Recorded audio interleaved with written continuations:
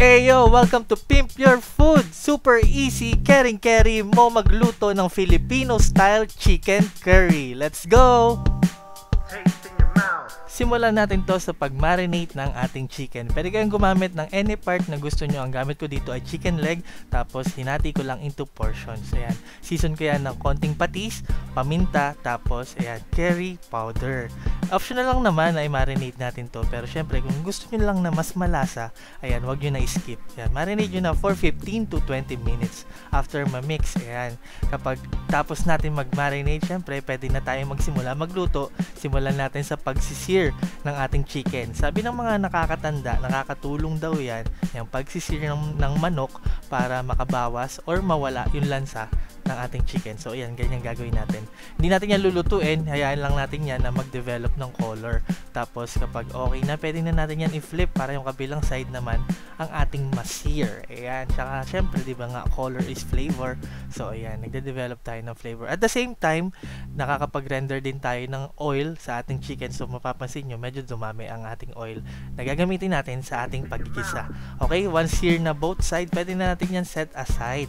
Ayan, same pan, same oil, dyan tayo magigisa. Ayan, inuna natin ang ating ginger, tapos sunod natin ang bawang, at syempre, sibuyas. Yan, gisa lang natin yan hanggang sa maging fragrant lahat ng ating aromatics. Tapos sunod natin dyan, bell peppers. Pwede kayong gumamit ng red, ng green, or pwede rin naman pareho. Ayan, red lang ang meron ako.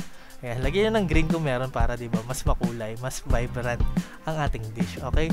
Once na, ayan, nagisa na natin ang ating aromatics, ibalik na natin ang ating mga chicken. Syempre, huwag kalimutan ng juice, may flavor dyan. Okay? Mix lang natin or igisa lang natin saglit ang ating chicken. Tapos, pwede na natin ilagay yung iba pang sangkap tulad ng, ayan, curry powder. Ayan, kung gaano karami, nasa sa inyo na yan, diba? Mas marami, mas matapang. Ayan, mas gusto ko mas matapang sa curry. And then, lagyan pa natin yan ng konting patis. Syempre, wag natin kakalimutan i-mix para talaga kumapit yung mga pampalasa sa ating karne ng manok. Ayan, di ba? And then, mag-a-add na tayo dyan ng ating mga gulay, carrots at patatas. Ayan, syempre pwede nyo rin yan lutuin na or i-fry na ang inyong patatas at carrots, di ba? Hindi ko na ginawa yun kasi matalsik sa mantika.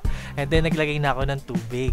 Ayan, para sa ating sauce. At yan din ang magpapalambot sa ating patatas at carrots. Ayan, hintayin lang natin yan mag-simmer for 15 minutes ng may takip. Ayan. So, habang hinihintay natin yan, promote ko lang ang aking Facebook page na Tipsy D Garage. Yan. Ano pa meron sa Tipsy D Garage? Nagpaparaffle po kami dyan ng brand new car tulad ng nakikita nyo at tsaka million pesos cash. Yan, tsaka iba pang napakarami pang consolation prizes. Kung interesado kayo na sumali sa raffle, message lang kayo direkta sa Tipsy D Garage Facebook page. Ilalagay ko yung link ng Tipsy D Garage sa description, caption at comment section nitong video.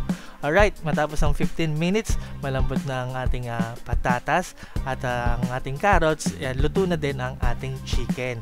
And then, ang talagang magpapa-Filipino style chicken curry talaga dito ay yung gata. Ayan, para maging creamy ang ating curry. Pwede kayong gumamit ng coconut milk, coconut cream, pwedeng nasa lata, pwedeng fresh. Nasa inyo kung anong available, di ba?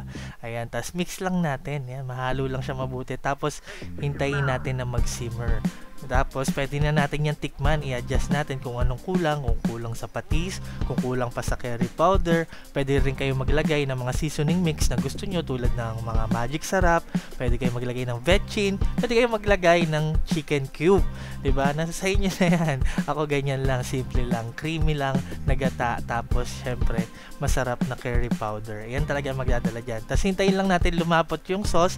Kapag malapot na, pwede nang i-serve. And now, look at that. O, diba? Napakasimple lang, napakadali ng Filipino style chicken curry, pero panalong-panalo ang lasa niyan. Yan, diba? May sarili tayong style lang ating curry. Alam naman natin, napakaraming version ng curry dito sa Asia at isa na nga ito sa atin na talaga namang maipagmamalaki kasi nga napakasimple, straight to the point, pero napakasarap. Ayan, chicken curry, napakalasa. Kung di nyo pa nasusubukan, try nyo na. Ayan, napakadali lang ng ginawa natin, kaya sana subukan nyo tong recipe na to at talaga naman mapaparap ka na lang sa sarap. Sobrang easy, gata na creamy. Subukan mo na itong chicken curry. Filipino style, ibibida sa lahat. Pag natikman mo to, mapaparap ka sa sarap. Basta man food, always in the mood. Eating like a king, as I should. Do it yourself, it's so good. Hanggang sa susunod na Pimp Your Food. Yeah. Maraming salamat sa panonood. Hanggang sa muli. Peace out, y'all. Yo guys, Pimp Your Food Products. Yan po ang produkto ng inyong lingkod. Available yan, mabibili yan, cash on delivery sa Shopee. Cash on delivery nationwide. Yan, meron dyan chili garlic oil, crab paste, adobong isaw, gourmet bangus, bagoong at gourmet tinapa.